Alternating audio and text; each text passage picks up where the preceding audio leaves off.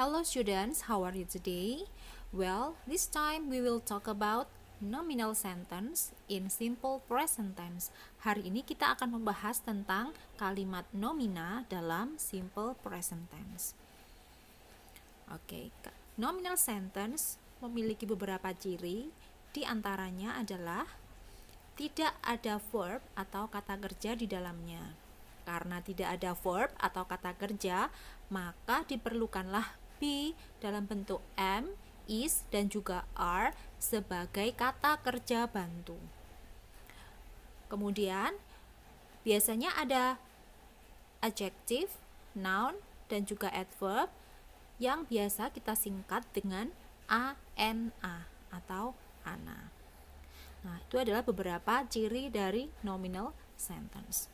Berikutnya kita akan membahas tentang beberapa contoh adjektif, noun, dan juga adverb. Contoh adjektif adalah good, strong, clean, diligent, etc. Good artinya baik, strong, kuat, clean, bersih, diligent, rajin. Sedangkan noun untuk kata benda, contohnya adalah pencil, house. Nah, ini pensil, rumah, student, murid. Nah, perlu diketahui orang itu termasuk noun atau kata benda. Chicken, semua binatang, tumbuhan itu juga masuk kategori noun atau kata benda. Berikutnya ada adverb atau kata keterangan.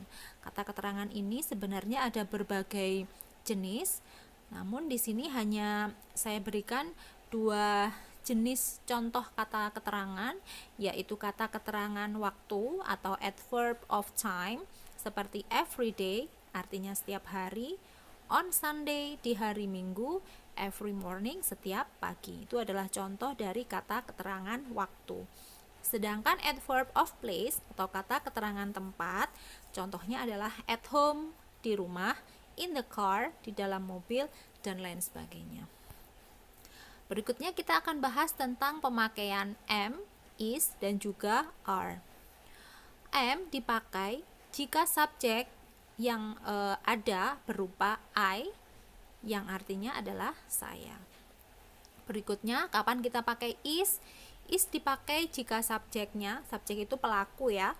Pelakunya berupa he, yang artinya dia laki-laki, she, dia perempuan, it ini artinya semacam dia gitu, tapi dipakai untuk selain orang, bisa binatang, benda lainnya, ataupun benda lainnya.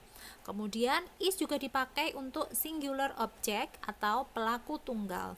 Maksudnya adalah subjek yang bisa berupa orang maupun benda, yang penting jumlahnya hanya satu, berarti be yang dipakai adalah is. Kemudian berikutnya adalah are. Are dipakai jika subjek yang ada berupa you, yang berarti kamu atau kalian, we, kami atau kita, they, mereka, dan juga plural subject atau pelaku jamak. Maksudnya adalah subjek yang bisa berupa orang maupun benda jika itu jumlahnya lebih dari satu. Kita langsung lihat saja. Berikutnya kita akan bahas tentang sentence patterns atau pola kalimat. Dalam nominal sentence ini kita akan membahas baik yang berupa positive sentence, negative sentence, dan juga interrogative sentence. Kita bahas yang pertama tentang positive sentence, kalimat pernyataan positif. Jika kita ingin membuat kalimat nominal yang berupa positive sentence, itu pola yang dipakai adalah subjek diikuti dengan be. Saya ulangi, subjek ini contohnya seperti yang di depan tadi, bisa I, you, we, they, he, she, it, singular subjek tunggal, plural subjek atau subjek jamak. Kemudian diikuti dengan be yang berupa am, is, maupun are, dipilih sesuai dengan subjeknya.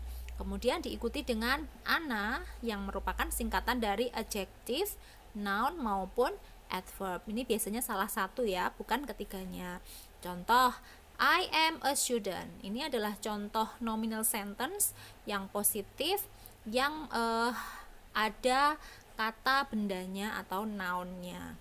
Ini kita lihat, I adalah subjek, kemudian am itu adalah be, kemudian a student adalah noun atau kata benda. Kenapa pakai am? Karena subjeknya adalah I, sesuai penjelasan di depan tadi. Contoh kedua, she is diligent. Dia rajin. She adalah subjek, is itu adalah be yang sesuai untuk she, seperti penjelasan di depan, kemudian diikuti dengan diligent. Diligent di sini kebetulan adalah adjective atau kata sifat. They are in the classroom. Mereka di dalam kelas. Mereka subjek, be-nya are, kemudian in the classroom adalah adverb of place, kata keterangan waktu. Berikutnya kita bahas untuk pola negative sentence-nya. Negative sentence seperti yang kita ketahui adalah kalimat pernyataan yang ada kata tidaknya. Contohnya, saya bukan murid, saya bukan guru, dan lain sebagainya. Nah, pola yang dipakai adalah subjek diikuti be, tentu saja berupa am, is, dan are tadi. Kemudian ini yang membedakan dengan yang positive sentence tadi adalah negative sentence itu selalu ada kata not. Kemudian diikuti dengan ana, adjective ataupun noun ataupun adverb. Contoh, I am not a doctor. Saya bukan seorang dokter. I itu subjek, kemudian am-nya be, ada not, kemudian a doctor adalah noun. Andi is not at home. Andi itu adalah subjek yang berupa singular subject atau subjek tunggal. Kemudian karena Andi itu tunggal atau cuma satu, maka be yang dipakai adalah is. Kemudian diikuti not, kemudian at home adalah adverb of place atau kata keterangan tempat. Erika and I are not busy. Erika dan aku ini adalah plural subject atau subjek jamak, subjek yang lebih dari satu. Ini ada Erika dan juga saya, berarti ada dua orang, lebih dari satu. Maka be yang dipakai adalah are. Diingat-ingat ya penjelasan di depan tadi. Kemudian diikuti not, kemudian busy itu artinya sibuk. Erika dan aku tidak sibuk. Sibuk adalah adjektif atau kata sifat. Pola kalimat yang terakhir adalah interrogative sentence atau kalimat interrogatif. Bisa dikatakan juga kalimat tanya.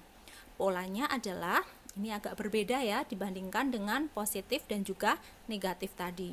Kalau interrogatif diawali dengan be dulu. Be yang berupa am, is maupun are.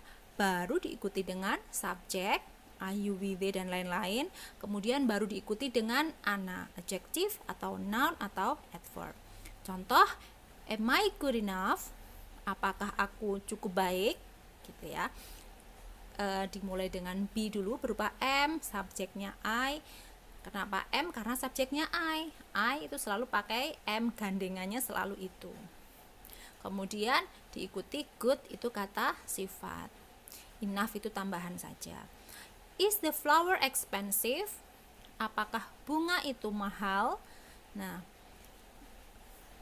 karena subjeknya adalah the flower adalah benda, kebetulan hanya satu, tunggal, maka be yang dipakai adalah is. Is-nya di depan, kemudian diikuti subjek, the flower, kemudian expensive adalah kata sifat atau adjective. Are you in Jakarta? Apakah kamu di Jakarta? Nah, karena subjeknya you, maka be-nya adalah are. In Jakarta adalah adverb of place, kata keterangan tempat. Itu ya. Oke, semoga bisa dipahami. Thanks for watching. I will see you in my next video. Assalamualaikum warahmatullahi wabarakatuh.